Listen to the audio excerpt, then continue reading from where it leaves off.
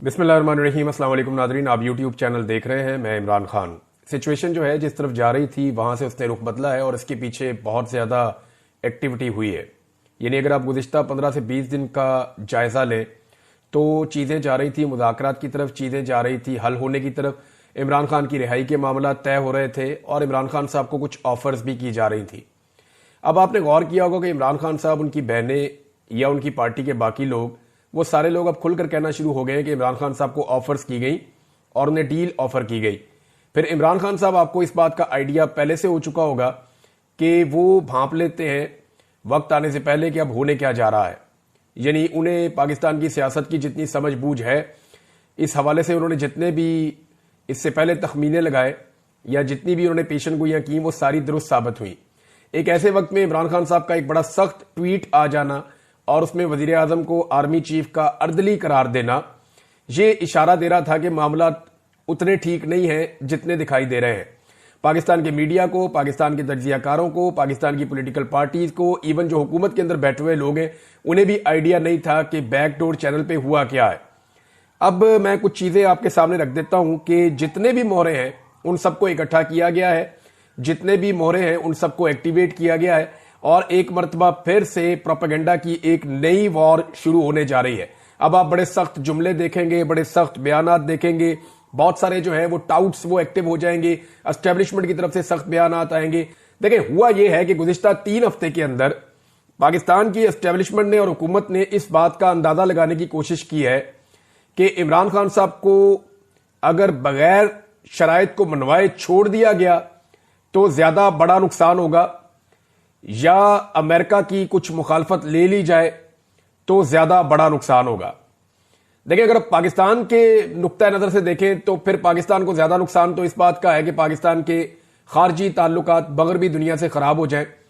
लेकिन अगर इमरान खान साहब बाहर आ जाते हैं और इमरान खान साहब के साथ ताल्लुकात को नॉर्मलाइज नहीं किया जा सकता या इमरान खान को अपनी शराइत पे नहीं लाया जा सकता, तो फिर अजारादारी के लिए बड़ा नुकसान हो जाएगा। मैं आपको सिंपल ये कहूं कि पाकिस्तान में पाकिस्तान की एस्टेब्लिशमेंट का तोती बोलता है। पाकिस्तान की एस्टेब्लिशमेंट बहुत ताकतवर है। पाकिस्तान की एस्टेब्लिशमेंट जिसको चाहती है मावराए कानून जेल में डाल देती है, जिसे चाहती है वो जबरी तौर पे लापता कर देती है, जिसे चाहती है वो उसे इक्तदार में ले आते हैं, जिसे चाहते हैं उसे इक्तदार से निकाल देते हैं। पाकिस्तान की एस्टेब्लिशमेंट के बहुत बड़े बड़े कारोबार और बहुत बड़े बड़े स्टेक्स हैं जिनके बारे में अब सारी दुनिया जानती है, कोई ढकी छुपी बात तो है नहीं। तो उन्होंने असेसमेंट इस बात की है कि इमरान खान और इमरान खान की पॉलिसी में ज्यादा नुकसान पहुंचाएगी या अमेरिकन पॉलिसी में ज्यादा नुकसान पहुंचाएगी। तो अभी जो बज़ाहिर दिखाई दे रहा है कि वो किसी नतीजे पर तो नहीं पहुंचे, लेकिन उन्होंने ये तय कर लिया है कि अगर इमरान खान साहब कुछ शराइत नहीं मानते तो फिर इमरान खान साहब के साथ किसी किस्म की बात नहीं होगी। दूसरी जानिब इमरान खान साहब शराइत मान ही नहीं रहे। इमरान खान साहब का जो स्टेटमेंट है उसमें आपने देखा, उन्होंने कहा जी 10 साल का मंसूबा है, 2 साल गुजर चुके हैं। हालांकि इमरान खान साहब की हुकूमत को गए हुए तो तकरीबन 3 साल होने वाले हैं, तो उन्होंने 2 साल क्यों कहे, इसके ऊपर आप गौर करें। लेकिन इस पे गौर करने से पहले मैं आपको एक स्टेटमेंट उस शख्स की पढ़ के सुनाता हूं जो ज्यादातर खबरें लेकर आते हैं एस्टेब्लिशमेंट से और एस्टेब्लिशमेंट के माउथ पीस के तौर पे धमकियां लगाने का काम भी जो है वो उनका दिन रात जारी रहता है।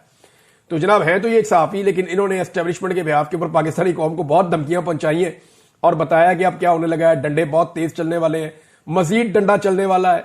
और बहुत सारी प्रेडिक्शन गलत साबित हुई, बहुत सारी सही साबित हुई है। लेकिन एक चीज जो है वो जो अब कही गई, ये बहुत इंपॉर्टेंट है, मैं आपको पढ़ के सुनाता हूं। पैगाम जो है वो ये पहुंचाया गया कि इदारा अपने चीफ की पॉलिसी से चलता है। मैं आपको गारंटी देता हूं 95% लोगों को आज की एस्टेब्लिशमेंट का पता ही नहीं है। तो दंगे होकर इलेक्शन नहीं मिलेगा, वो जमाने गए, घोड़े दौड़ाएं। जरा चेक करें आज की एस्टेब्लिशमेंट के अंदर आपके लिए जज्बात क्या हैं। 2027 तक तस्फिया नहीं होगा, ये जनाब एक मुगीस अली साहब ने रिपोर्ट किया है। और लेकिन मैं आपको एक चीज बताता हूं, देखिए इसमें हमें जो गौर करने वाली बात है वो ये है कि 2027 का तस्करा क्यों आया और इमरान खान साहब ने 10 साल की बात करके 2 साल गुजरने की बात क्यों की। ये दोनों चीजें इसको आर्मी चीफ के साथ जोड़ रही हैं। आर्मी चीफ जो है उनका आगाज होता है 2022 में और अगर 5 साल पूरे करते हैं तो 2027, और इमरान खान साहब अगर 10 साल वो पूरे करते हैं तो फिर 2032। तो ये मामला इस तरीके से इमरान खान साहब ने और ये मोहतरम जो है इन दोनों ने बताया। लेकिन आप एक चीज पे गौर करें कि 2027 का जिक्र क्यों आ रहा है।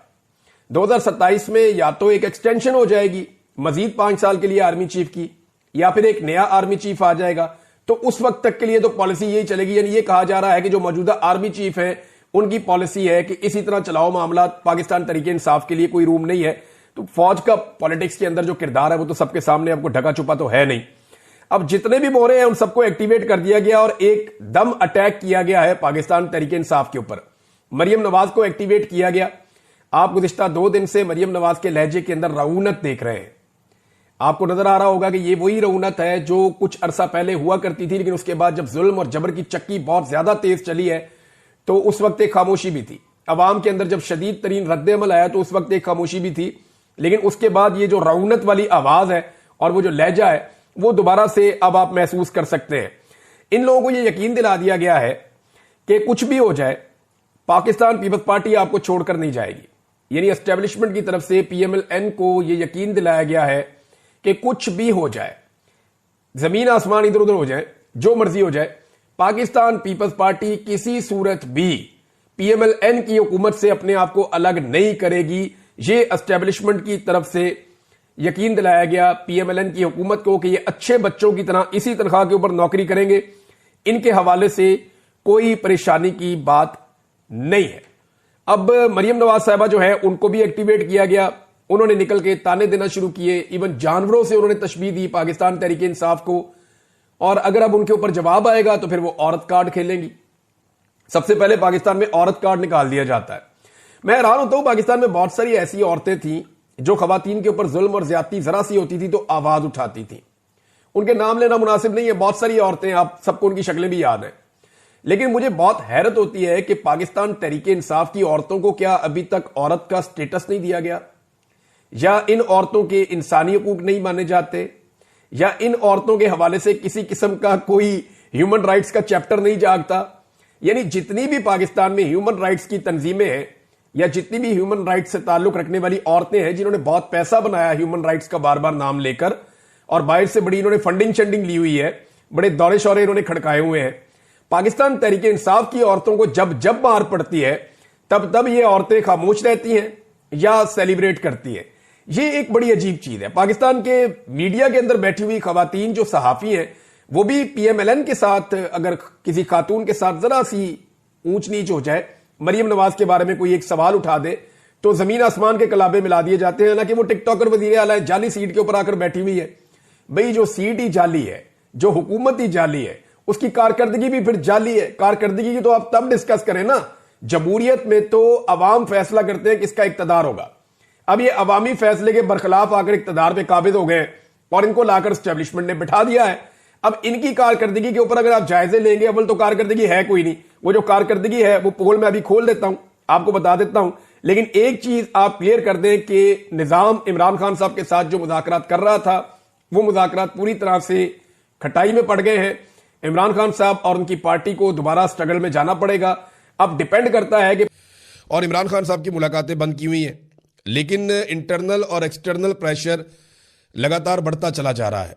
मैं जब इंटरनल प्रेशर की बात कर रहा हूं तो ऐसा नहीं है कि पाकिस्तान की अपोजिशन या पाकिस्तान तहरीके इंसाफ बतौर पार्टी या लीडरशिप या पाकिस्तानी अवाम कोई प्रेशर डाल रहे हैं, ऐसा नहीं है। इंटरनल प्रेशर इमरान खान साहब का है, पाकिस्तान की मईशत का है, इमरान खान साहब की फैमिली का है। बस पाकिस्तान तहरीके इंसाफ और अपोजिशन के लोग जाकर सुप्रीम कोर्ट ऑफ पाकिस्तान के बाहर बैठे, उन्होंने जाके इमरान खान साहब के मुकदमात लगाने के मुतालबात किए, धरना दिया। वहां पे अलामती तौर पे देते हैं थोड़ी देर के लिए, वहां उन्होंने एहतजाज किया। और जो मुतालबात हैं वो 3 किस्म के हैं। नंबर 1 तो उन्होंने कहा जी इमरान खान साहब के मुकदमात लगाए जाए। नंबर 2 इमरान खान साहब के जो अहले खाना है उनसे उनकी मुलाकात करवाई जाए। और नंबर 3 जो ज़ाती मुआलिजीन हैं इमरान खान साहब के अपने डॉक्टर्स हैं, उनकी मौजूदगी में इमरान खान साहब का मेडिकल चेकअप करवाया जाए। अब ये वो बड़े मुतालबात हैं जो इमरान खान साहब की पार्टी ने और जो एहतजाज करने वाले लोग हैं उन्होंने किए। अब हुकूमत इन मुतालबात को सीरियस लेती है या नहीं, और ये पता चले कि उनके साथ क्या हुआ है। और वो डॉक्टर जिन पे इमरान खान साहब का एतमाद है और जो उनके अपने फैमिली के डॉक्टर हैं और जो खुद वो उनकी फैमिली है, उनकी मौजूदगी में सारा कुछ हो, लेकिन इसको रोका जा रहा है। इससे बहुत सारे सवालात जन्म ले रहे हैं। फिर उन्होंने ये बताया कि गवर्नमेंट और उनके मिनिस्टर्स ने क्या किया और किस तरीके से इंसिस्ट किया गया फैमिली को।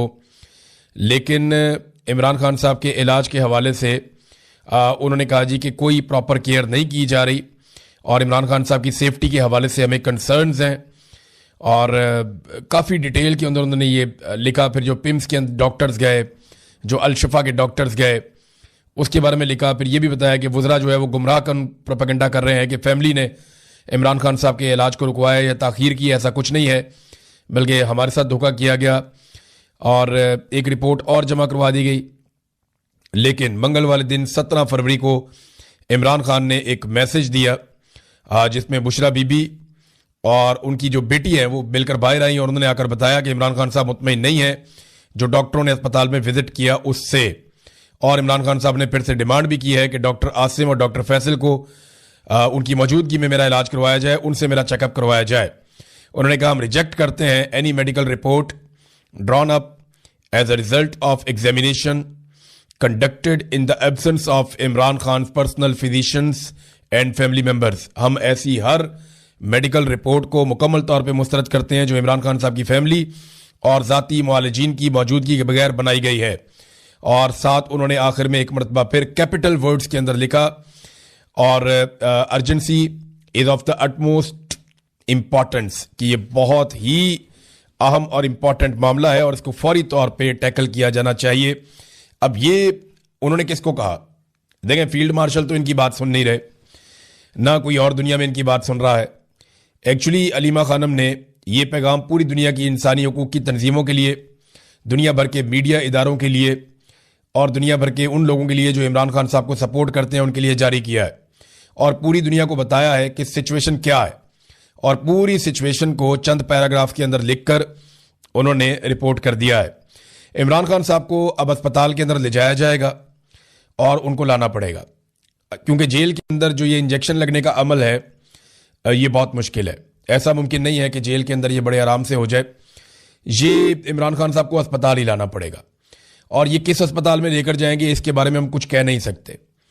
फैमिली जो है वो अल-शिफा इंटरनेशनल हॉस्पिटल इस्लामाबाद के बारे में बज़िद है, वो कहते हैं वहीं पे लेकर आए क्योंकि वहां पे सबसे ज़्यादा फैसिलिटीज़ हैं।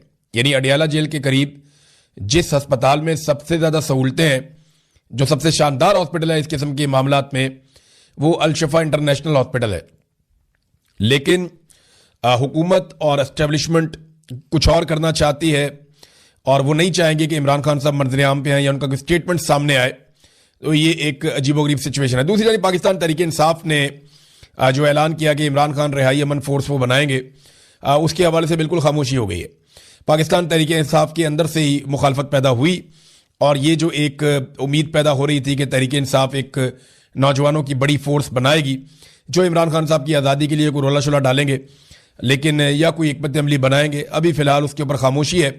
देखना यह है कि डिस्कशन के बाद ये काम किया जा सकता है या नहीं किया जा सकता, क्योंकि इमरान खान साहब को रिहा करवाने के लिए फैसला तो सड़कों पे होगा, इमरान खान साहब कहते हैं, या फिर इमरान खान साहब को और उनकी फैमिली को डील करनी पड़ेगी जिसके लिए इमरान खान साहब तैयार नहीं है।